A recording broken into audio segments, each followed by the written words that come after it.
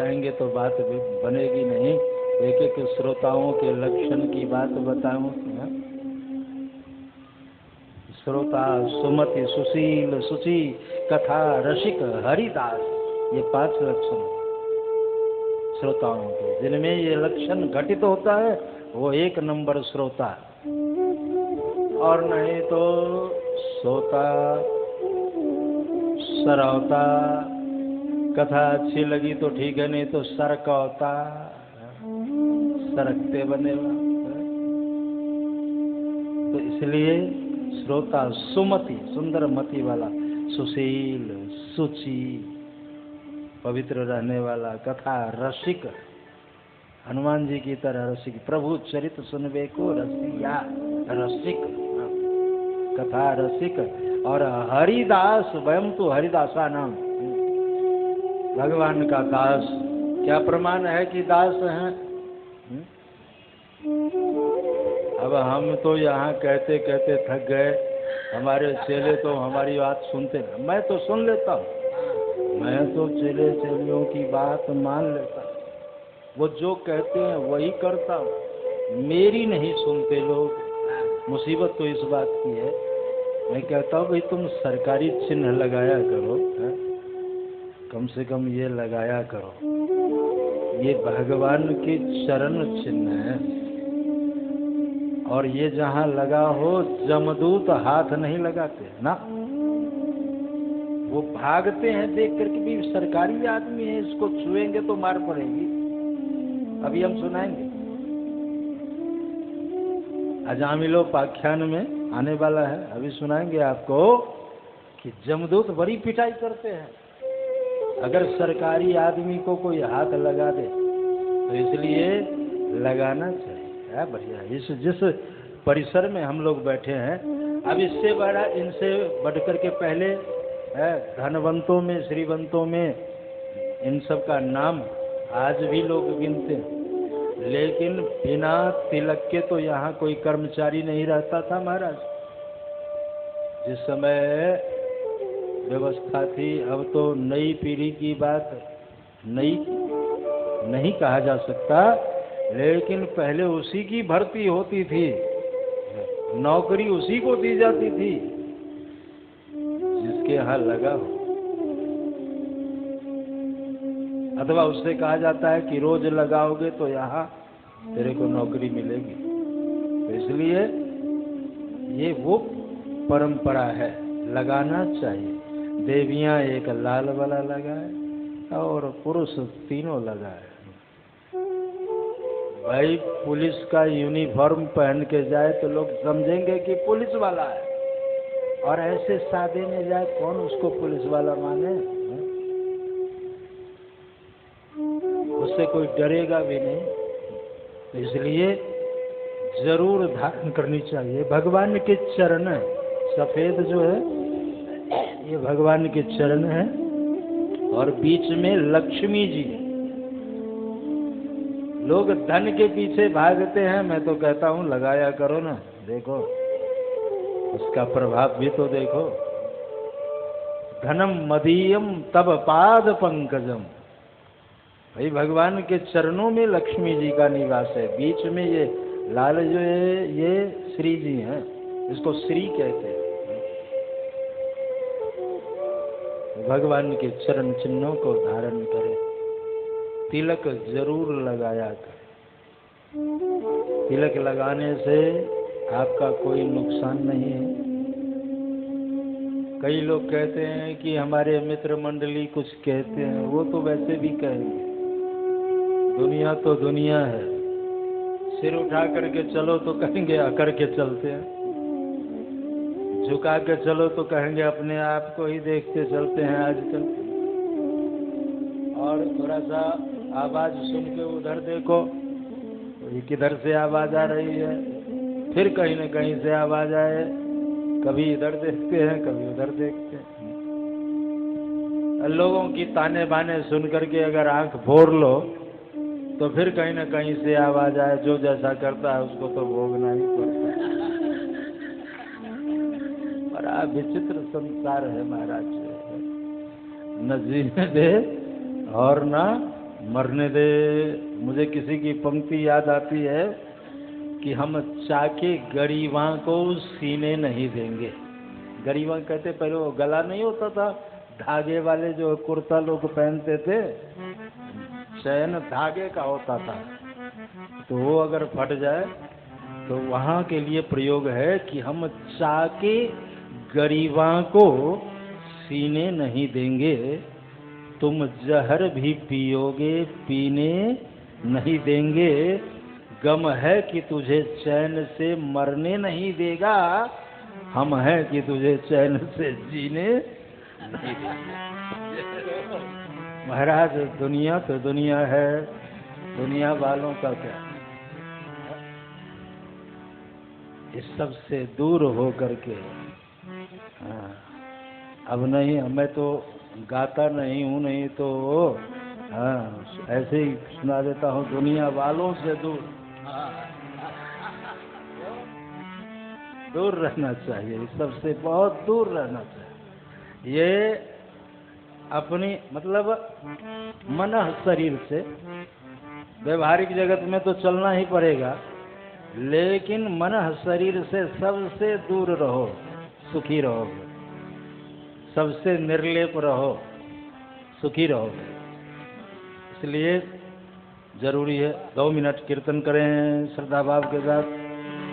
श्रीमन नारायण नारायण नारायण, श्रीमन नारायण नारायण नारायण, श्रीमन नारायण नारायण नारायण, श्रीमन नारायण नारायण नारायण, लक्ष्मी नारायण नारायण नारायण, लक्ष्मी नारायण नारायण नारायण, लक्ष्मी नारायण नारायण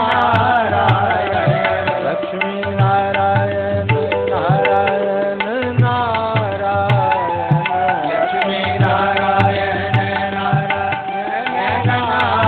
नारायण, श्रीमन नारायण नारायण नारायण, श्रीमन नारायण नारायण नारायण,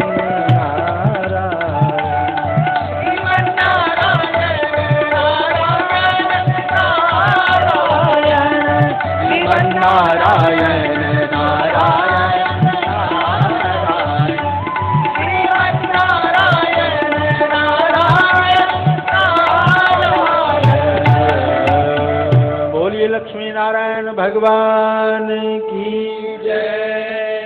निवेदन कर रहा था कि 10-10 हजार कान की याचना की है। देश के राजे महाराजाओं ने कथा सुनने के लिए कहा, महाराज न कामे नाथ, यद्यपि मेरे जीवन में कोई कामना नहीं है, लेकिन फिर भी आप देना चाहते हैं तो 10,000 कान मुझे दे दें, कथा श्रवण करूंगा।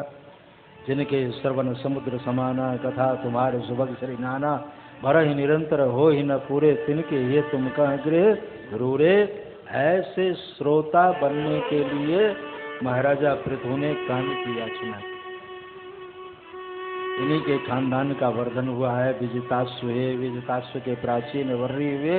प्राचीन वर्री ने अपने स्वार्थ सिद्धि के लिए निरपराध जीवों की हत्या करनी शुरू कर दी, तो नारद जी ने पुरंजनोपाख्यान के माध्यम से समझाया है। पुरंजनोपाख्यान बड़ा ही तात्विक आख्यान है। पुरंजन और पुरंजनी की कथा, ये जीवात्मा की कथा है, जीवात्मा और परमात्मा की, कि हम अगर खाएं तो तुम्हें भी खाना पड़ेगा, हम अगर हंसे तो तुम्हें भी हंसना पड़ेगा, हम अगर रोएं तो तुम्हें भी रोना पड़ेगा। तो ये पुरंजनोपाख्यान बड़ा ही विलक्षण है। नारद जी ने कहा, देखो ये जो तुम्हें भयभीत कर रहे हैं सब, ये तुम्हारे द्वारा सताए हुए हैं, इसलिए दयाया सर्वभूतेषु, सभी जीवों के ऊपर दया करनी चाहिए। चतुर्थ स्कंद का विषय पूरा हुआ। कथा श्रवण करते करते श्री गंगा जी के पावन पवित्र तट पर महाराजा परीक्षित ने भगवान सुखदेव जी के श्री चरणों में अभिनंदन किया, वंदन किया। हे देव, आपने मनु महाराज के 4 संतानों के वंशावली का गान किया, लेकिन एक की बात नहीं बताई, प्रियव्रत की। तो तानपाद की चर्चा तो आपने उसके वंशावली का गान किया। प्रियव्रत कहा, प्रियव्रत का तात्पर्य पवित्र संकल्प वाला, बड़े ही धर्मिष्ठ थे। भगवान के चरणारविंदों में इनका मन पूर्ण रूप से मकरंद की तरह लगा हुआ था।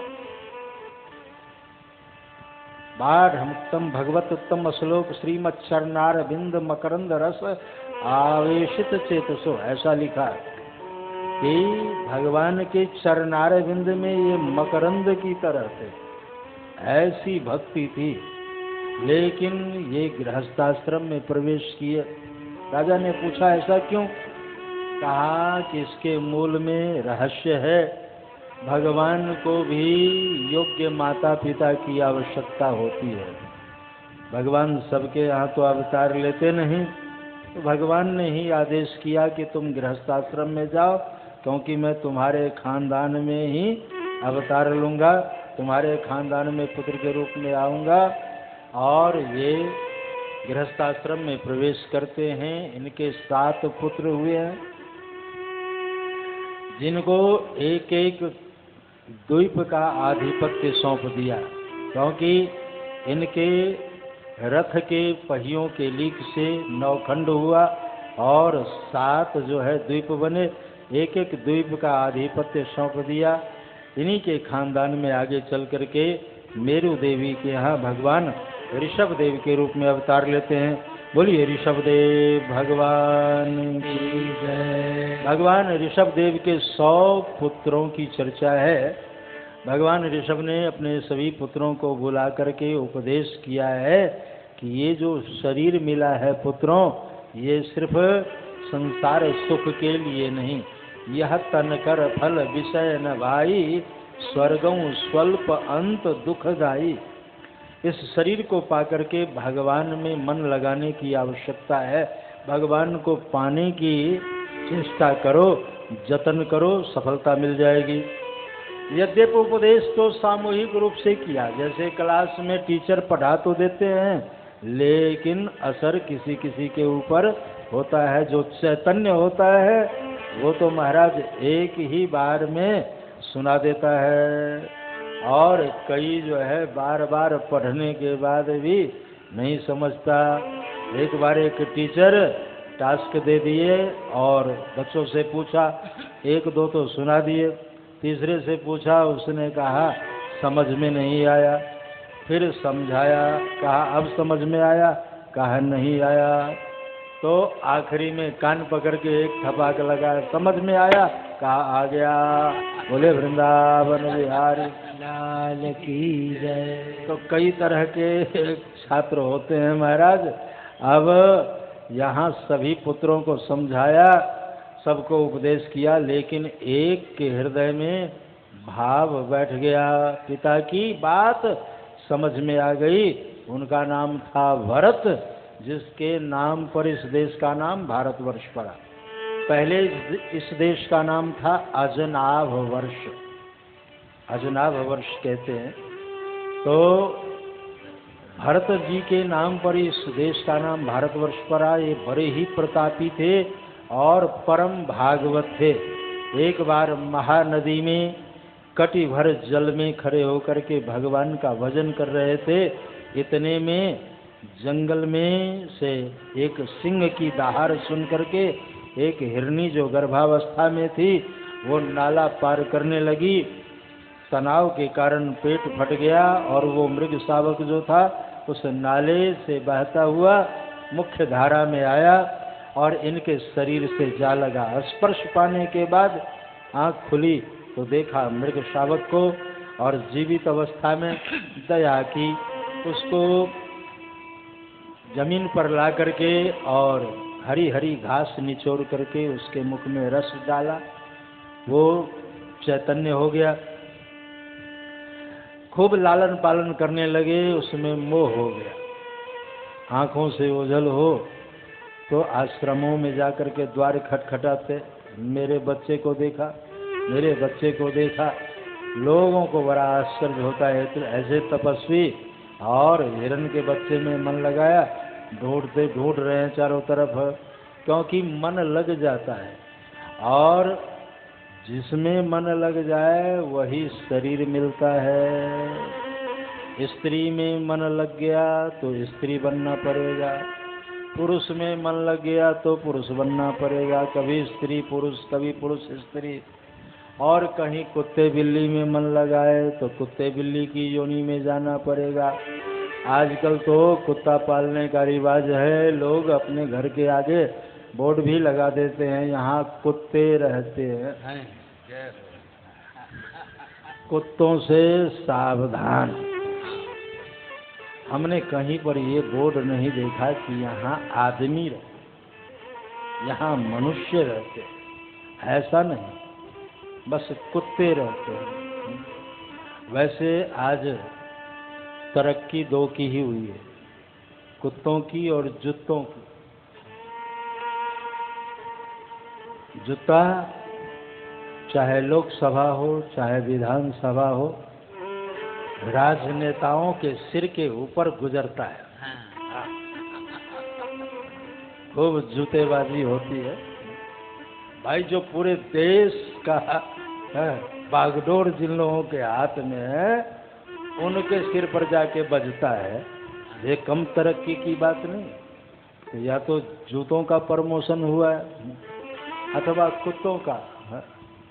कुत्तों ने कहाँ जमीन से लेकर के कहाँ जो है देवियों के गोद तक की यात्रा जो है पूरी की है।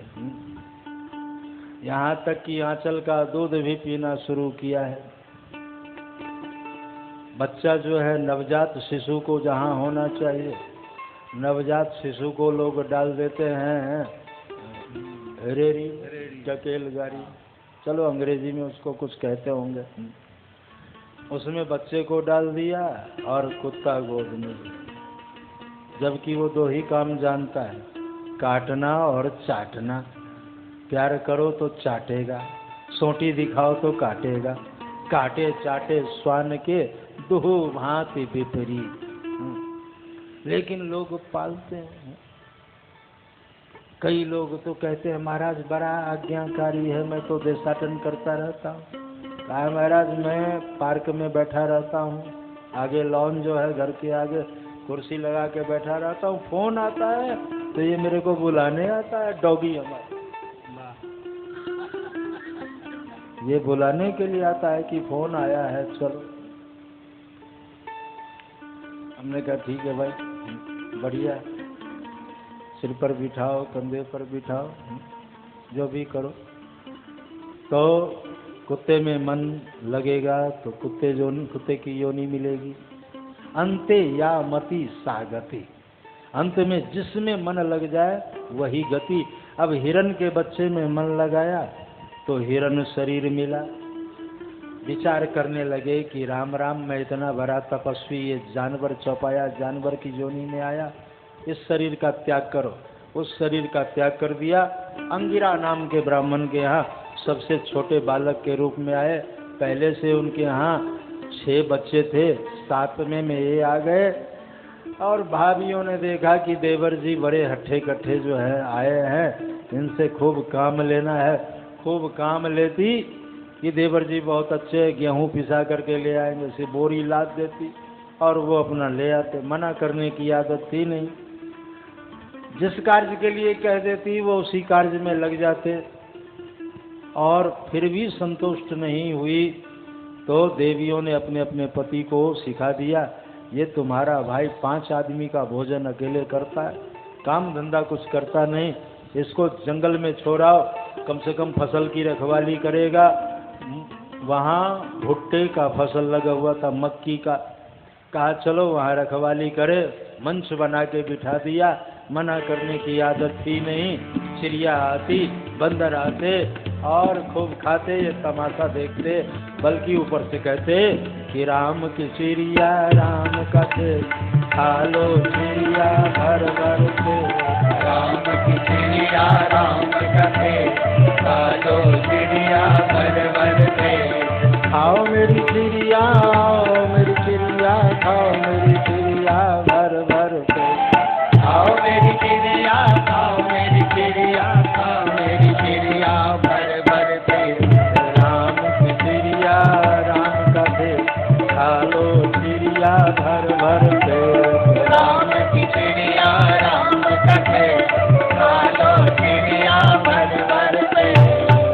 खा लो चिड़िया भर भर पेट, मैं भी राम जी का, तू भी राम जी का, भुट्टा भी राम जी का, खेत भी राम जी का, क्योंकि निज प्रभु में देखहि जगत के हिसन करहि विरोध।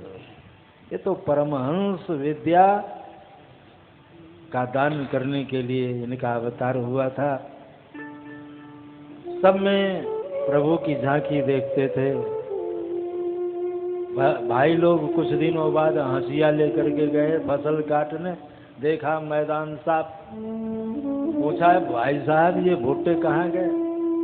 कहा वो बंदर भूखे थे खा गए, चिड़िया भूखी थी खा गई। कहा आपने मना नहीं किया? कहा खा रहे हैं तो क्यों मना करें, खाने की वस्तु है खा रहे हैं। भाइयों को बड़ा गुस्सा आया। कहा तो आज से आपका घर द्वार में जाना बंद, उसी के साथ रहो, बंदरों के साथ रहो, हैं, पक्षियों के साथ रहो, जो खाए वही खाओ। कहा जैसी इच्छा प्रभु इच्छा। अब जो प्रभु इच्छा के ऊपर निर्भर है उसकी कोई क्या परीक्षा ले महाराज, वो तो हर बात में प्रभु इच्छा कहते। वही मंच पर बैठे रहे अपना। इतने में जंगल के कोल बिल्लों का राजा किसी गलत आदमी ने उसको सलाह दे दिया कि अगर किसी आदमी की बलि चढ़ाओगे तो तुम्हारे घर संतान होगा। उस समय भी कई तरह की गतिविधियां थी। हमेशा जो है लोग रहे हैं, न ठगों की कमी, न ठगने वालों की कमी, न ठगाने वालों की कमी, न लेने वालों की कमी, न देने वालों की कमी। उस समय भी राज्य परिसर में भी कुछ इस तरह के लोग रहते थे। बड़ी सुंदर सुंदर कथाएं हैं, ऐसी कथाएं मिलती है। अंधेर नगरी चौपट राजा, टके शेर बाजी टके शेर खाजा। तो पहले भी अंधेर नगरी रही होगी और कुछ चौपट लोग तो रहे ही होंगे। तो वो महाराज कोई चौपट जो है ऐसे बता दिया होगा कि तुम अगर बलि चढ़ाओगे आदमी की तो तुम्हारे घर संतान होगा, लेकिन ऐसे आदमी की बलि चढ़ाना जो मना न करे। अब मरने से मना न करे ऐसा कौन होगा? अब पूरे देश में जो है कर्मचारी घूमने लगे। एक कर्मचारी ने कहा राजन एक है जंगल में बैठा रहता है, किसी काम के लिए मना नहीं करता। अब इनको ही पकड़ के ले गए लोग जो है, वहां ले जा करके कहा नहला दूं? कहा नहला दे भैया।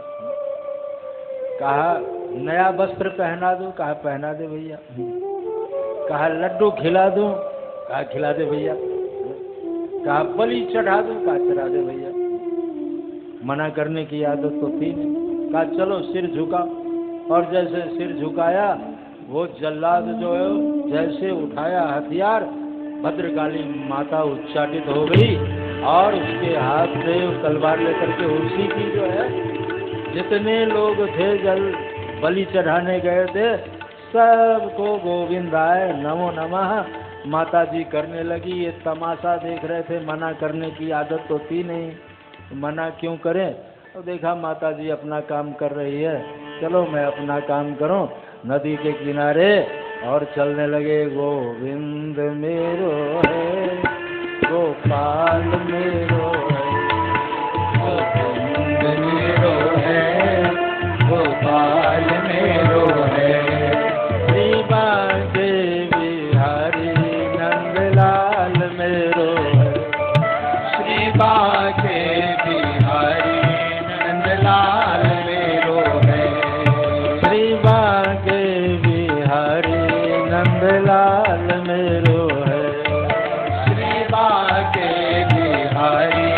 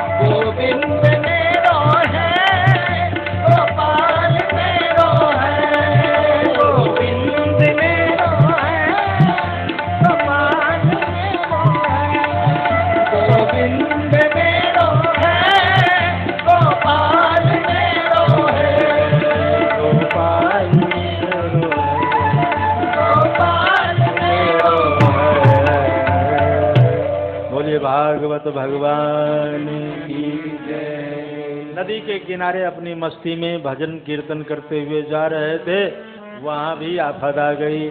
उसी समय सिंधु सौवीर देश का राजा राहुगन नरयान से अपने गुरुदेव का दर्शन करने जा रहा था।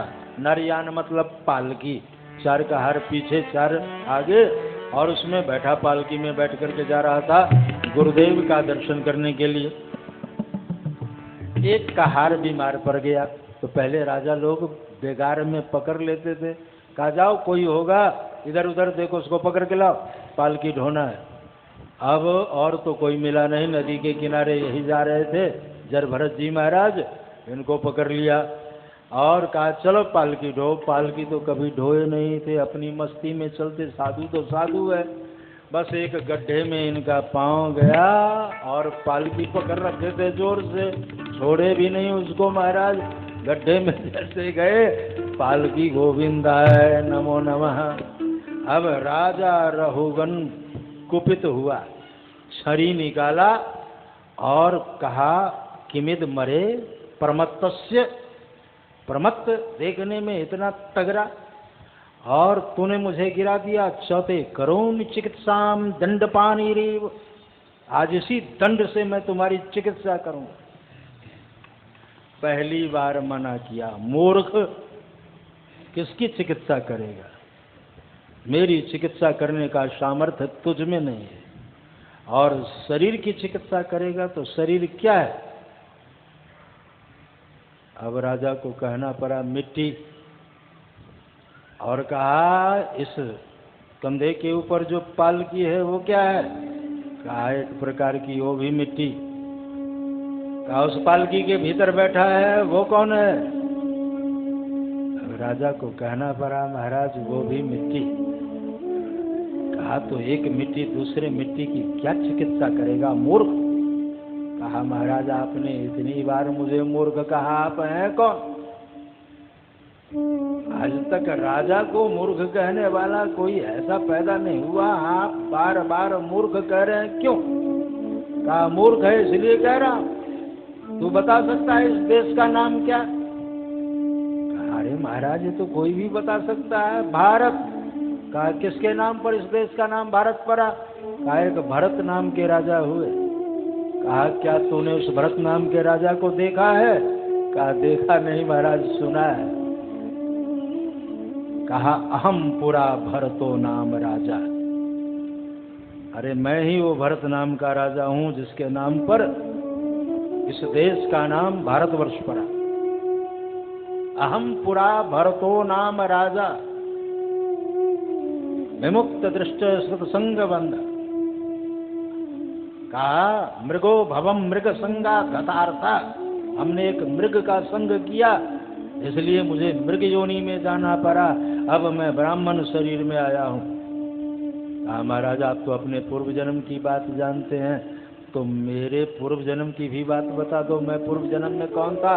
कहा मूर्ख क्या कहा महाराज आप इतनी बार मूर्ख कह रहे हैं, मैं अपने पूर्व जन्म की बात कह रहा हूँ, मैं पूर्व जन्म में कौन था। कहा अरे मूर्ख तू और कोई नहीं, वही हिरण का बच्चा था। तूने मेरा संग किया तो तू राजा बना बैठा है, मैंने तेरा संग किया तो हिरण जोनी में जाना पड़ा, और फिर से जो है अब मैं इस शरीर में आया हूँ। पहले भी तूने मुझसे सेवा करवा ली और इस जोनी में भी तूने मेरे से पालकी ढुलवा लिया अपना, तो तू मूर्ख नहीं तो और क्या। कहा महाराज मुझे ज्ञान दो, भवाटवी का उपदेश किया है, बड़ा ही दिव्य ज्ञान दिया है, और पर्वतों की चर्चा है, अनुप्रमाणों की चर्चा है, भूगोल खगोल की चर्चा है, एक से एक पुण्य सलीलाओं की चर्चा है, नदियों की चर्चा है, नागलोक की चर्चा है, मर्तलोक की चर्चा है, देवलोक की चर्चा है। अहो देवता लोग भी गाते हैं, अहो अमीशाम किम कारिशो वनम प्रसन्न येषाम सिद्धोत समहरि यर्जन्म लब्धम निस्वारुताजिरे मुकुंद सेवो पैकम स्पृहायिना।